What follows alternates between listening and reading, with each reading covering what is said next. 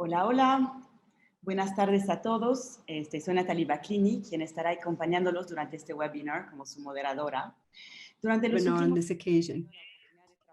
Over the past few years, we've had the opportunity of working between, I've had the opportunity of working with Mexico and Canada in different fields, such as marketing. It's a true honor to be able to participate in Panorama Creativo, which is an event organized by the Canadian Embassy in Mexico, in order to have a better understanding of the creative industries in Mexico and Canada, and to see what we can do with the creative industry, such as creative design, graphic design, industrial design, editorial design, textile design, fashion, as well as with audiovisual, performing arts, and so on. This mapping process will be very useful to be able to encourage synergies and explore opportunities for businesses to be established between Canadian companies and the creative ecosystem in Mexico. On this occasion, we're working on a webinar in which we'll be having conversations with experts in Mexico in the fields of creativity. Remember that the official language we'll be using will be Spanish. There will be simultaneous interpretation available into English and French. At the end of the session, we'll have 10 minutes to be able to respond to any questions the audience might have, and you can write them down in the Q&A section. Let's begin the day's event, but first I would like to thank once again the representatives from the Government of Canada, and I'd like to welcome Sasha Lavasseur-Rivard, who is the Minister of Public Affairs, Education and Culture at the Canadian Embassy in Mexico. Welcome, Sasha. Thank you very much, Natalie. Can you hear me? Great. Good morning, everybody, and welcome to this third session of a series of webinars that will be carried out in order to be able to share information regarding what has been happening. Have not been as widely affected as others due to the pandemic. L'information qui sera présentée aujourd'hui dans le webinaire provient d'une recherche extensive menée par l'Université CENTRO, qui est clairement un leader dans le secteur des industries créatives au Mexique, et avec l'appui financier du ministère du Patrimoine canadien. C'est une initiative du Service des délégués commerciaux du Canada afin de vous appuyer, vous, les compagnies canadiennes, dans le développement de vos affaires à l'étranger. As pretty much everywhere around the globe, the Mexican creative sector has been deeply affected by the pandemic. However, even if le secteur créatif a été vraiment touché par la crise et nous sommes en train d'essayer de voir comment on peut se récupérer.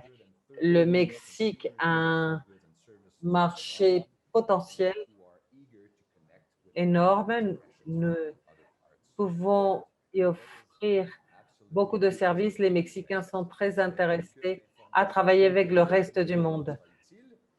N'hésitez surtout pas à communiquer avec Ernesto Miranda, qui est notre délégué commercial pour les industries créatives, pour toute question, commentaire ou suivi. And also stay tuned for the full report that will be published in the coming months by CENTRO, which will for sure include. Il va y avoir un rapport complet.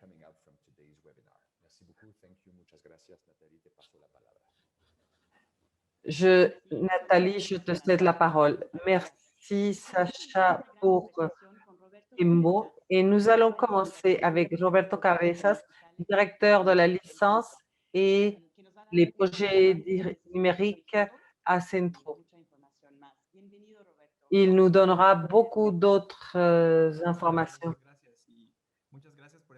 Merci beaucoup pour cet espace que vous nous donnez pour partager la position du Mexique par rapport au reste de l'Amérique latine, surtout dans le secteur créatif, surtout dans les milieux créatifs. Nous voulons donner plus de poids à ce qui est une opportunité d'être fields such as mixed reality. And the idea is to be able to continue to work in order to improve the situation.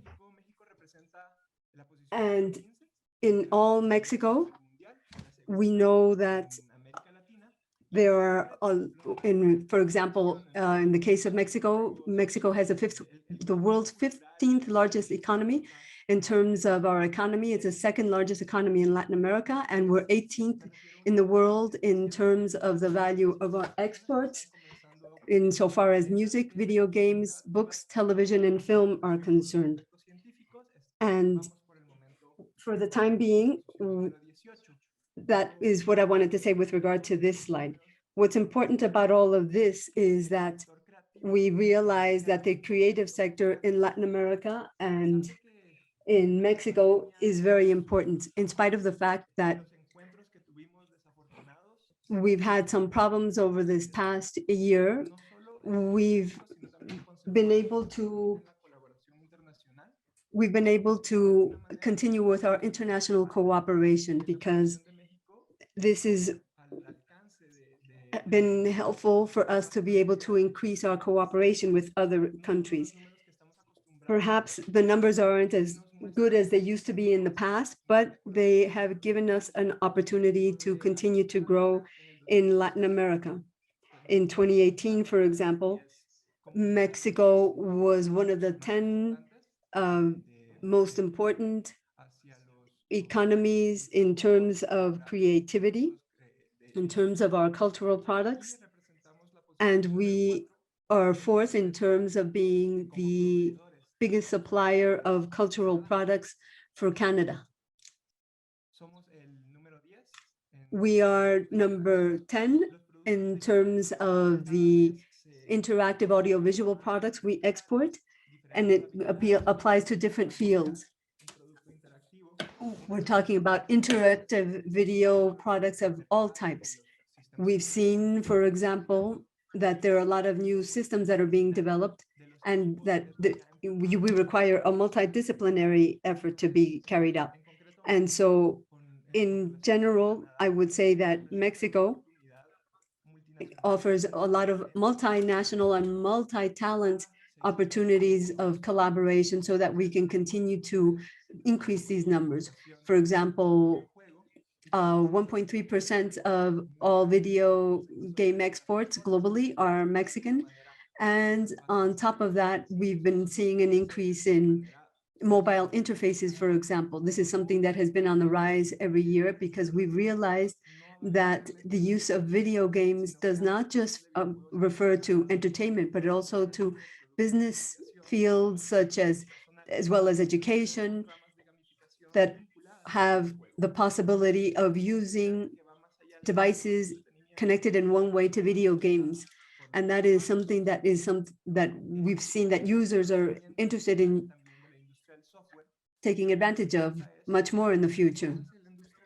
We hope to establish a close connection between business and the creative world so that we can create ultimately a digital asset. Maybe 10 years ago, businesses didn't really consider that the creative sector would be totally promoting digital activities for taking place, but that has changed drastically over the past few years. We have a lot of technological infrastructures in which we can have a map that will tell us what the opportunities of growth in the creative sector is, so that they can work with fields that in the past have been very closely connected to techniques and technical aspects. And so there's going to be a merger of the technological world as well as the creative world. And all of this will be taking place in many different fields, including cultural and the business world. And that will help surely for the development of all of us. Insofar as infrastructure is concerned, we've been trying to focus on what's happening with cell phones. Because we believe that it helps us have a clearer idea of how much growth we can expect for the industry, in spite of the fact that we're 10th in terms of our population globally. 87.5% or 88% of our population have a cell phone, but not all of them have the technological capacity for people to use interactive apps, for example. And so although it's a technological device that is in use throughout the entire country, we believe that there's still a lot of opportunities for growth because something very interesting has been happening. The interactive media is not that isolated. 31 million of the inhabitants in Mexico are between the ages of 15 and 29. And that is not all, because there are also people that are up to 50 years old, for example, who also use their cell phones for gaming purposes or video gaming purposes and entertainment as well. And they use video games or they use apps in their phones that help them to learn as well. And we've always seen that as an opportunity for the rest of us. Perhaps one of the most relevant things I would say about what has happened in the past year is that e-commerce has grown significantly, and not just because of the economic growth it represents, but also because it means that we're accepting that whatever is digital is much more valuable than we thought in the past, because in the past we used to value things that you could touch and feel, but now we've realized that with an increase in e-commerce, there is a possibility of many more things for our citizens, and citizens are much more widely accepting e-commerce, as well as the possibility of using digital formats for cultural purposes. How interesting, Roberto. Thank you very much for giving us that overview of what's happening with the sector. Bearing that in mind, I would like to ask if all of our panelists could tell us what they think about what's happening in this field. And so I'd like to ask Mariana Delgado, who is the director of the Digital Culture Center, to make a few comments. Hello, Mariana. Thank you for coming. Thank you, and thank you to the embassy, the Canadian Embassy in Mexico, for this invitation. I work with an agency that is part of the federal government and in which we experiment, train, produce, exhibit, and distribute the creations, the products, the development of digital culture. And in particular, we want to make sure that the digital world can be used for different products, not just for culture, but also so that it can be viewed as a creative process, as a technology and infrastructure, and something that we can use to learn a network culture, a digital culture that we're all living, as you've all seen over the past year. And we know that there's a lot of cultural value in everything that we do in the digital world, but there's also a lot of economic value to what they do. We've been working with several labs that focus on video games, electronic reading, immersion, development, design, and so on. And amongst other things, we encourage a creative digital economy that is called Compás Creativo, Creative Compass, in which they're working on digital activities using hybrid methodologies. This is a project that we started out in 2018. And so the whole premise was to be able to have information, that is to say, hard facts, with regard to this emerging field, which is very specialized and very innovative, so that we could design more appropriate public policies. And so that's how Compás Creativo was started out initially in 2018 and in 2019. The first study we carried out was in order to have the statistics, to have all the information provided to us by the National Institute of Geography and Statistics, and IT, so that we could have a better understanding of what's happening in the field of creativity and how it's affecting the world of software and design. And we also wanted to have a better idea of how the development was taking place in each one of the states. Mexico, we had the most of the information we had was with regard to Mexico City. And we also had information for the total, for the country in its entirety, but we didn't have information specifically for each one of the states. Thanks to the study that was conducted, we realized that we had approximately 100,000 companies that work in the world of creativity, which is 1.7% of the businesses in Mexico, and that they create a significant number of jobs.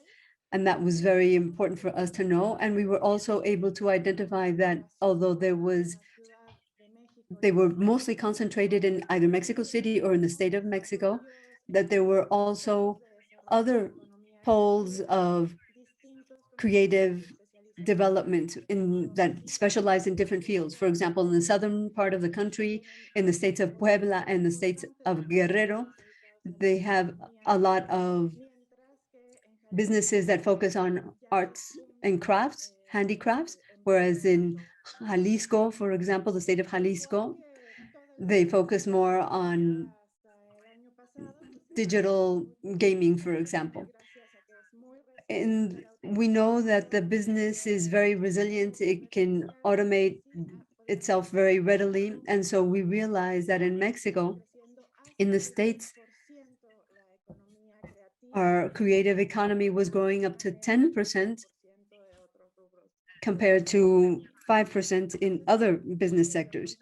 And so we definitely view this sector as being very dynamic. And so I think that this is just to give you a general overview of the trends and how we have a lot of very basic data regarding the ecosystem. There was a report on innovation to have a better understanding of what was happening in the world of audiovisual. We did this in a pilot project that was carried out in 2018 that we published in 2019, and now we're going to do it nationwide with other fields of the creative industries, such as, for example, video games, design, and music.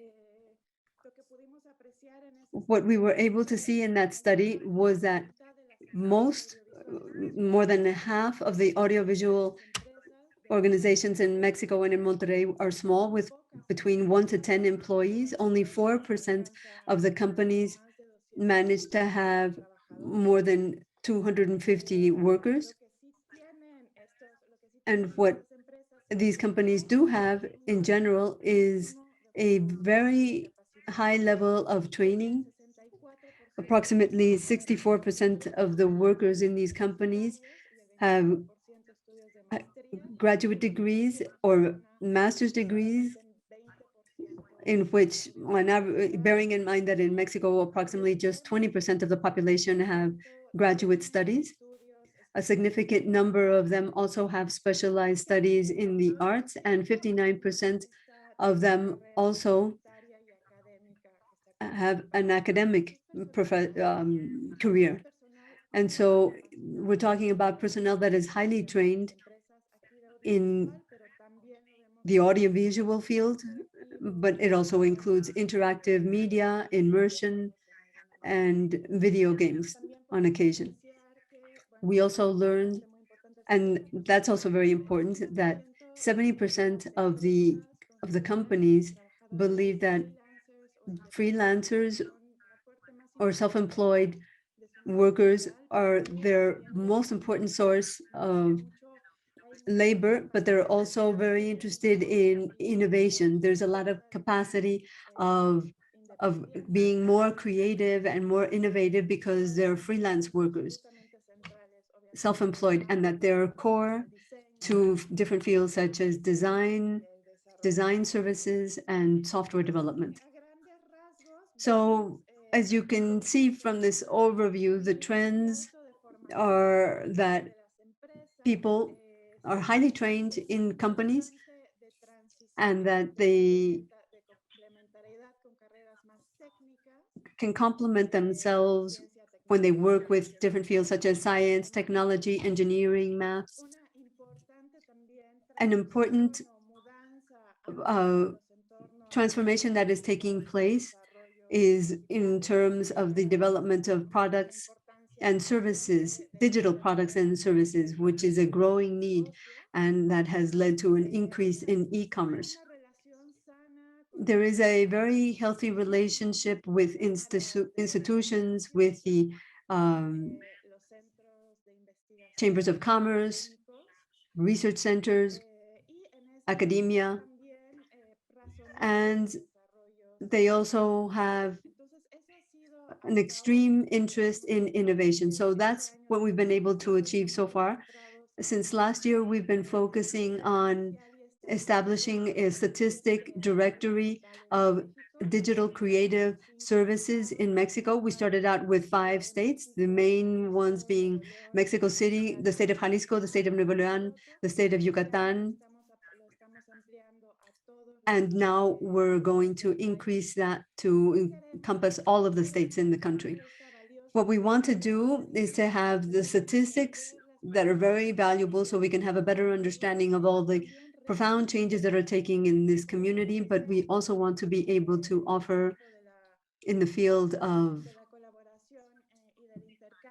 collaboration, exchange and development, the possibility of giving Canada a directory of creative digital services so that they can have a very clear idea of all of these growing companies and also understand who the freelancers are, who the self-employed workers are, so we can have a clearer idea of the map of our economy, which is now very different from what it used to be. We've established new value chains based on the measurements that we've carried out in the field of digital activities. It's a project that is underway. There's a project that is underway in which we're working on it with CENTRO, and we hope that next year we'll be able to have information so that we can have professional directories, let's say, so that we can have a list of the skilled labor in Mexico. We also work with immersion, augmented, mixed, and virtual reality. That's something that we've been working on for many years now in collaboration with CENTRO and private companies. It's an emerging field. It's a growing field. It's always been connected to design and video games. But now it's not just in that field, but it's also being used in relation to other services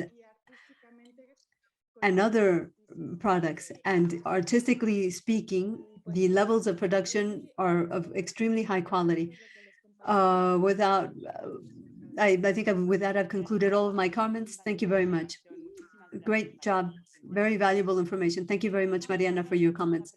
Now let's move on with Giberto Castro, who is the co-founder of his organization. Gilberto, welcome. We would love to hear from you and to know what has been done with the creative world in your company and what experience you've had with companies that use virtual, augmented reality, as well as immersion activities.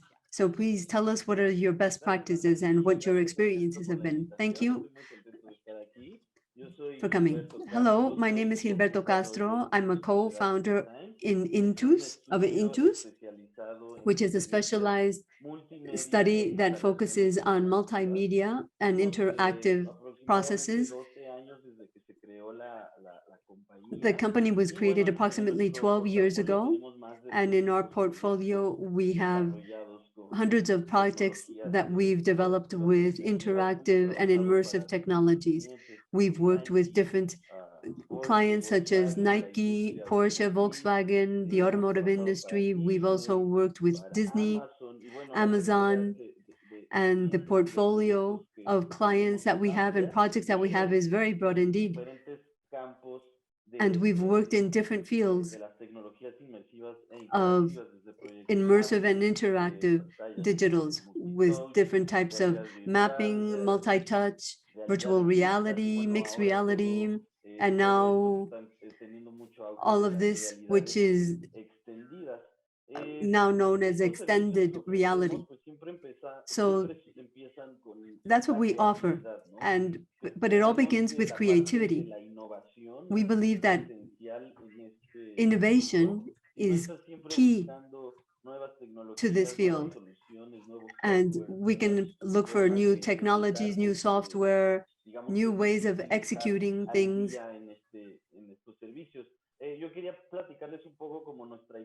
In the creative field, I wanted to tell you a little bit about the story of our company so you could have a better idea of how we handle things.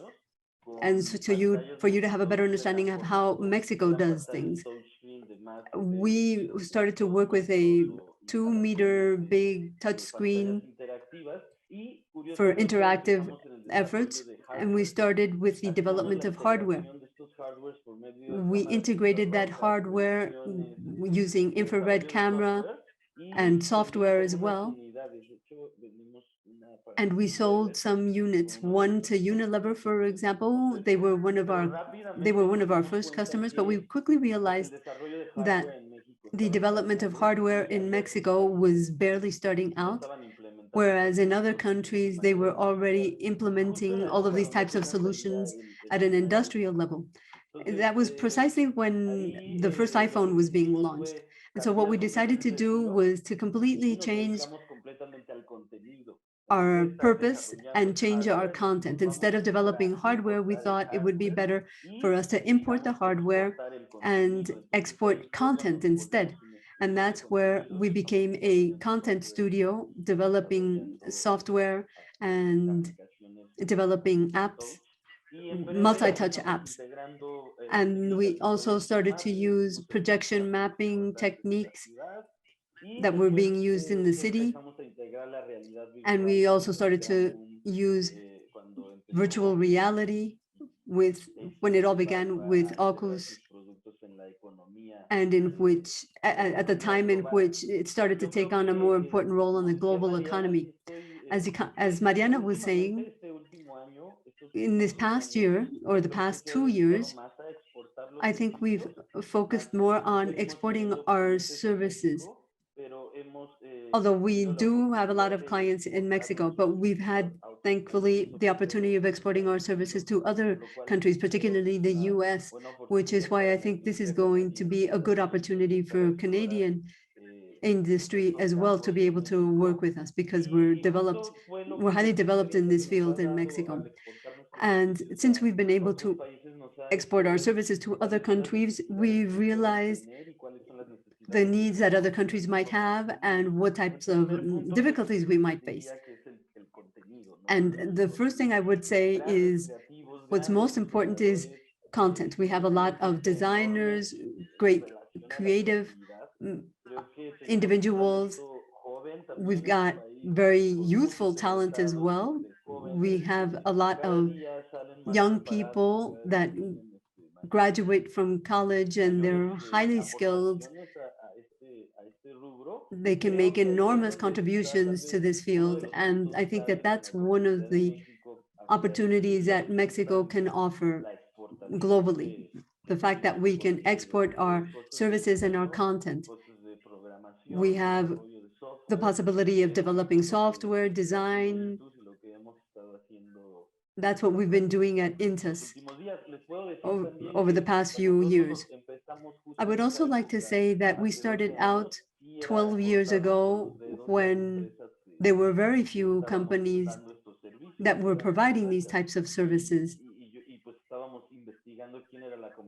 And so we were always looking into who was the competition, who was doing what. And now I can say that growth in this field has been exponential. Both the supply as well as the demand for these types of services has grown significantly. insofar as the best practices are concerned, I've always believed that it's important for us to be not just innovative, but we also have to be artistic, creative, always be one step ahead of the others. In Mexico, we're extremely creative at providing solutions and integrating those solutions in products and services. And so in general, I think that that's what I would say. Great. Thank you very much, Hill. And to conclude this first block of presentations, we have Federico Isuani, who is the founder of BESO and chair of IAB Mexico, which is the Internet Advertising Bureau. Welcome, Federico. We know you've been very successful in your field. Can you tell us a little bit about what you've been able to achieve? Thank you very much. It's an honor to be here with you. Thank you to the Canadian Embassy for the invitation. I was very interested when I heard about the subject of this webinar, because this is a unique point in our lives, because we've gone through an unexpected event that led to changes and accelerated a lot of changes that had already been taking place. And obviously in Mexico, the same thing has happened as took place in the rest of the world. Mariano already gave you a lot of the numbers regarding jobs created.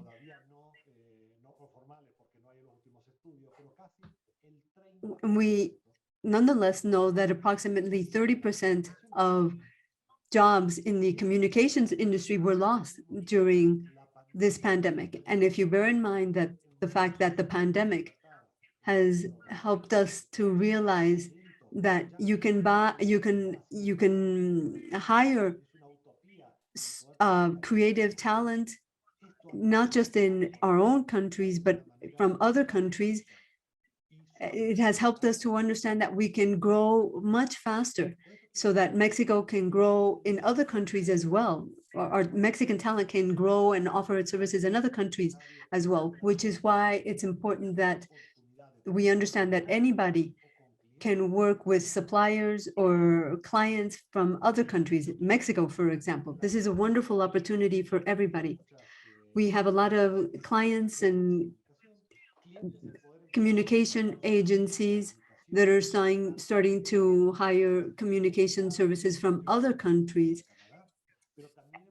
And we've seen for the first time how there are a lot of agencies that are starting to hire production services, design services, or different fields from other countries, which was something that was rarely something we could do. But now this has become a reality. You might think that when the pandemic slows down, the situation might change. And that might be something that will happen. Perhaps we'll continue to use our local suppliers once the pandemic is over. But we've seen, at least through the pandemic, that there is a lot of dynamism, that it doesn't have to be just local, and that the entire region, Mexico and the entire region, can be more capable of understanding that suppliers can be found everywhere, and they can be viewed almost as if they were local suppliers. And there are a lot of opportunities to be had, because there are more and more regional Latin American strategies that are being carried out in Mexico. And that helps us to understand that access to creativity can be done with all countries. I've seen that a lot of virtual reality companies, virtual marketing, are now, from other parts of the world, are now working with Mexican companies. A lot of us are realizing that we can work with foreign suppliers, and that there really is no problem in doing so, because we realize that it's the same thing for us to be able to talk with each other over the phone or face-to-face as it is to use Zoom. And this just goes to show how we can continue to work with foreign suppliers. What I'm trying to say then is that now is the time. Now is the time for us to start to work in Mexico with clients and suppliers. And this is a unique opportunity that we all have. And that's what I would leave you with.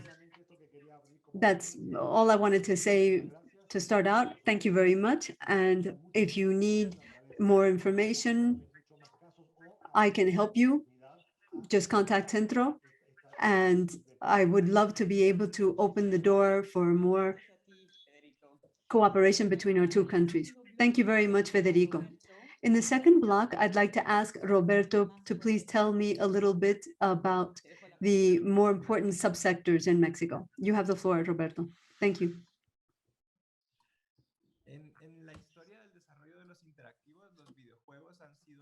Video games have been the guiding force in our growth.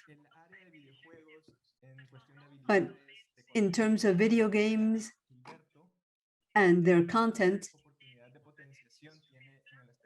is where we feel there are going to be more possibilities of cooperating with other countries. We need to have insight in each one of our countries as to what other countries require. As I said initially, video games is a field that is very diverse. There are some very interesting things happening, for example, such as when you start to play games when you're 16, you continue to play them even when you're 50. And so that's something important for us to understand. There's also been exponential growth in the use of games. Iberoamerica, specifically, is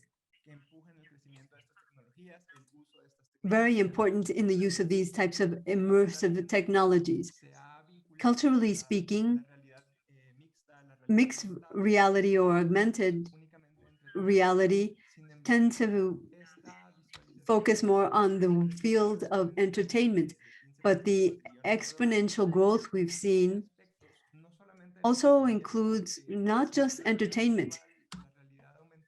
Virtual reality and augmented reality have an economic impact of 15.6 trillion US dollars, but it can also be used for the aerospace industry, with the health industry.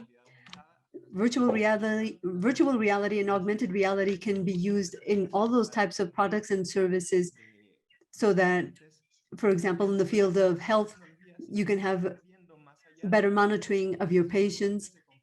And with this, we've seen that AR and VR can be used not just for entertainment.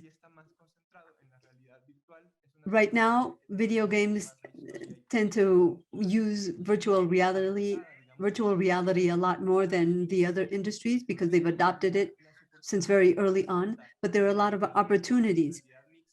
Augmented reality and mixed reality offer a lot of opportunities as well, so that you can position your body in a certain fashion so that you can see things differently, is also something that is being used in other industries, because your eyes can be used to have a different view of the world. And so the growth or the numbers that you see up on the slide are not just being used for video games or for the field of entertainment. As I said, there's always a lot of potential in which gaming can be used in with other technologies, and with that increase the adoption of that type of technology in other industries.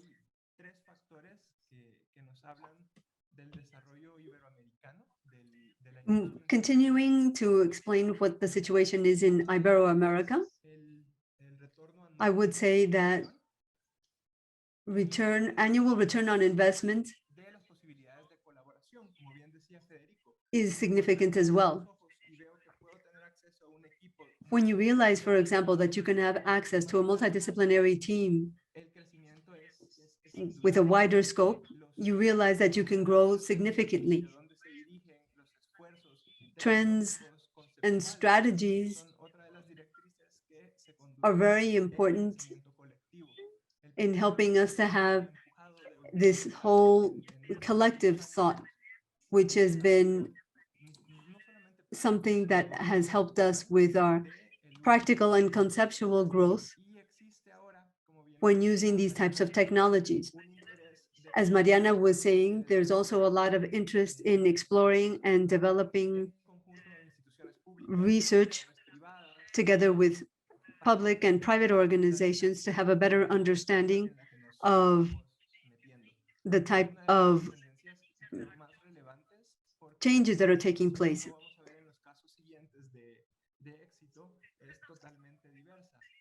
You'll see in a moment when we talk about success stories, how success can be done, can be found in different fashions. For example, we have those who help us to have a different understanding of art, in which multidisciplinary work can help us to have a better understanding of concepts and using technologies in markets that didn't used to use them. One example is what Rafael Lozano Hemmer did. Then we also have the example of the MUTEC Festival, which is a platform for art and sound, amongst many others. Interactive technologies and mixed reality,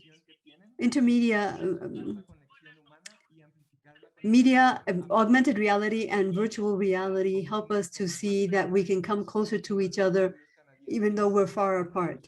There's another example of another success story, which is Massive Art, which is a Canadian art consultancy and production agency with offices in Mexico City. The Bjork Digital, established by Bjork, the singer. And there's another example of Trick Eye, which is an immersion system that is used, in which not only do we digitize a technology, but it also helps us to introduce ourselves into these new types of environments. And then there's the example of Van Gogh Alive, which is has had a lot of visitors, and that has been very interesting in terms of how many people have been trying to experience it. When we talk about the use of our imagination and how we can find new opportunities thanks to our imagination, we ultimately end up with projects such as that of Alejandro Iñárritu, which is called Carne y Arena, in which you can understand that there are different ways of telling stories and in which we can have even greater growth in our arts, thanks to the use of these types of technologies. Although we might have infrastructure and devices, remember that what we have to encourage is for all of those to be adopted, and that in order for us to be able to see the benefits to be had when adopting those types of technologies. The success stories I've just referred to highlight the importance of the multidisciplinary work that has to be undertaken in order to move ahead. And so there are a lot of opportunities of collaboration, but not just on the technological side, also on the cultural side. And with that, we can mutually understand our corresponding cultures. That's it for me. Thank you.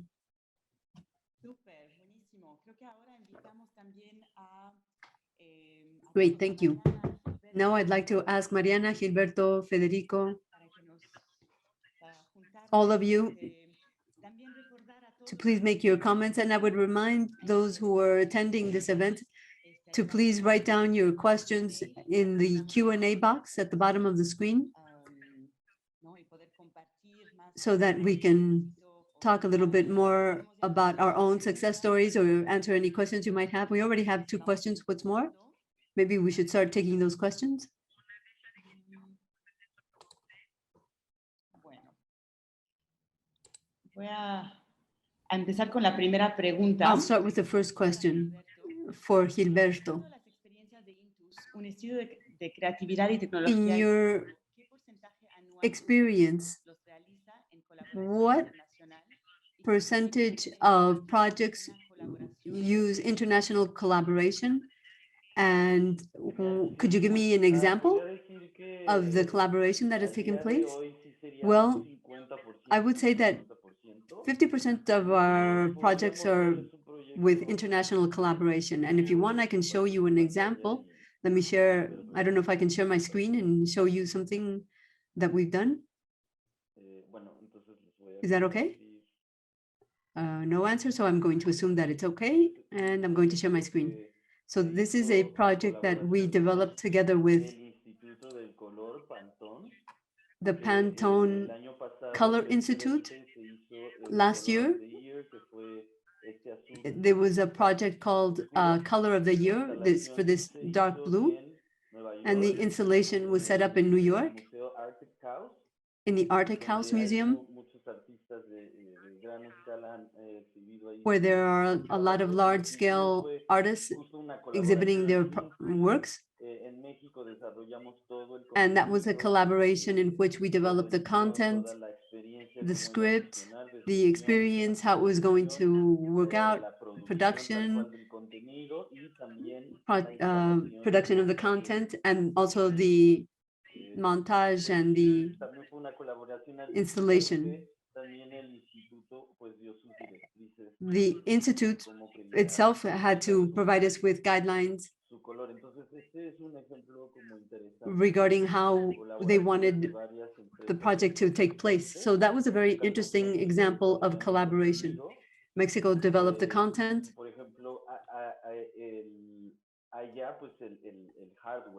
And they had the hardware, the infrastructure, so that we could carry out the project. Oh, that sounds great. Thank you for sharing that. Before we move on, and in the hope that more questions will be posed on the Q&A box, I would like to ask all of you what recommendations you would make, all of the panelists. Could you please tell us what would you recommend to Canadian companies if they want to work in this field in Mexico? What would you recommend that they do? Can I start? Yes, please. Great. Well, the first thing I would say is related to confidence in remote working, because there are companies that are offering services and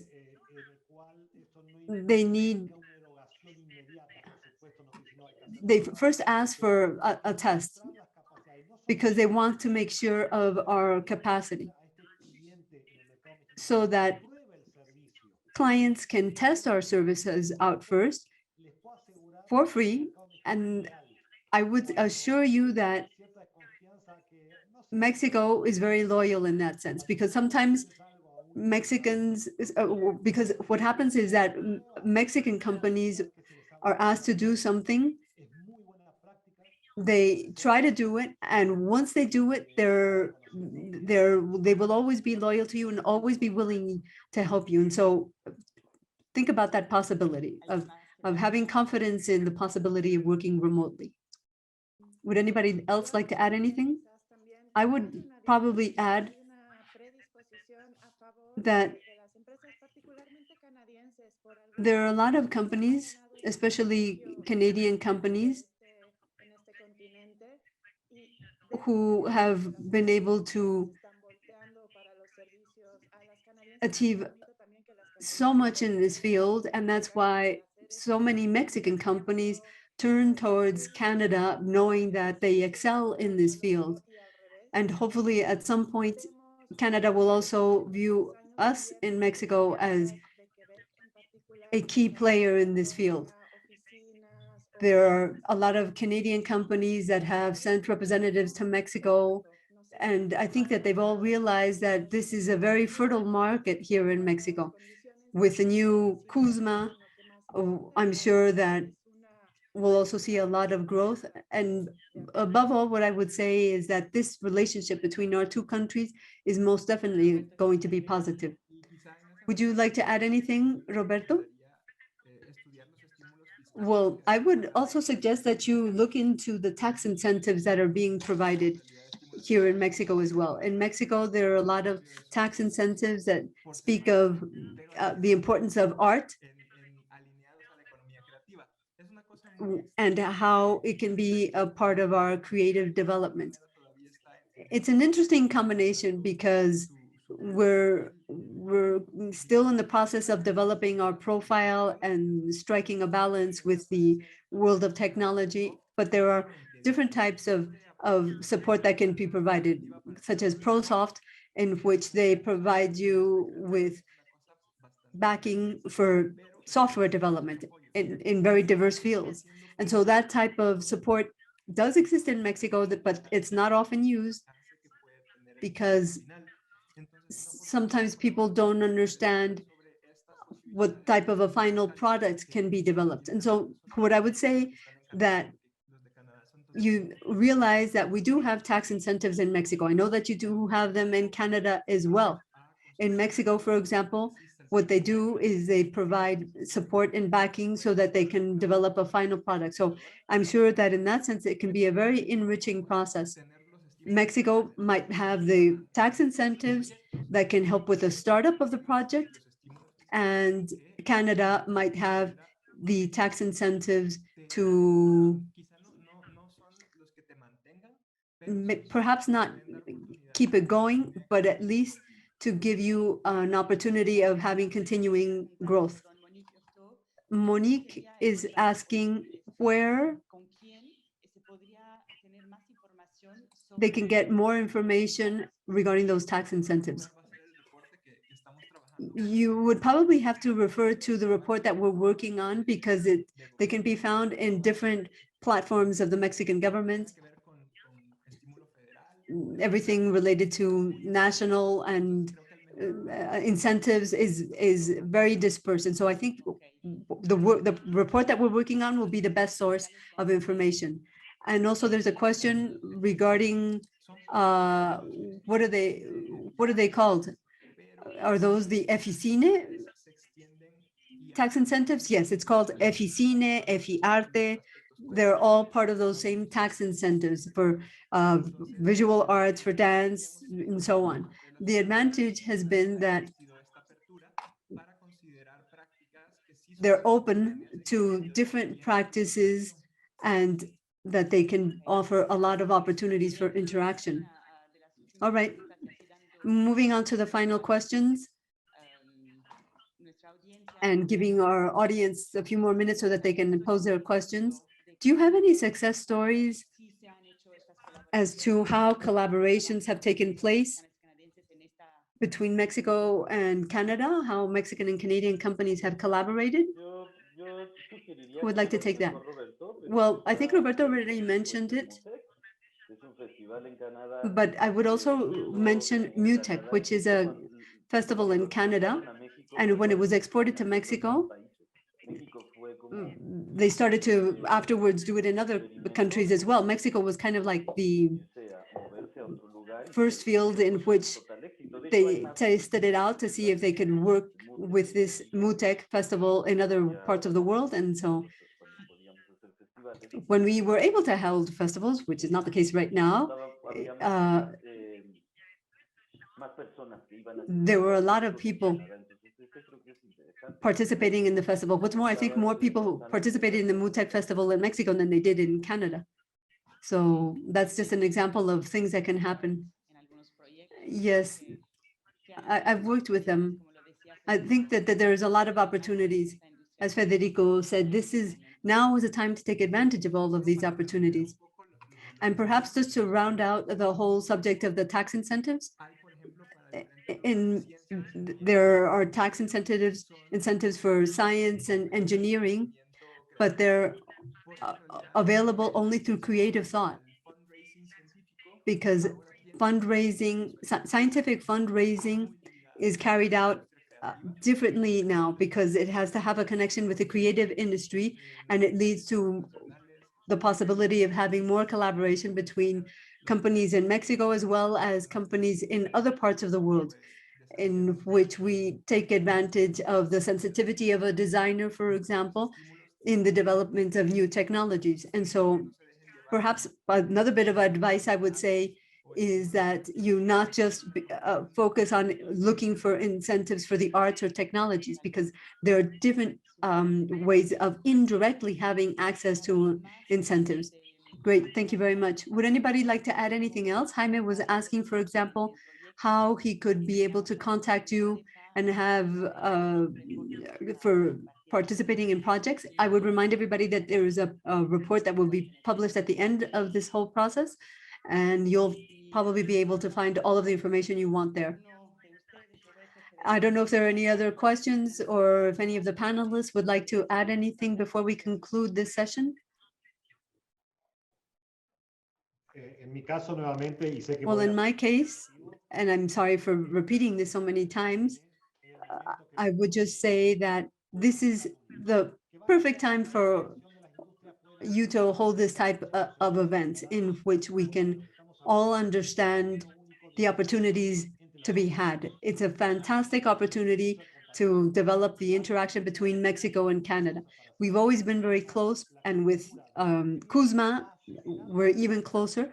And with the pandemic, all these changes have been accelerated. And so I assure you that whoever places their bets on this field, you'll stand a lot to win at the end.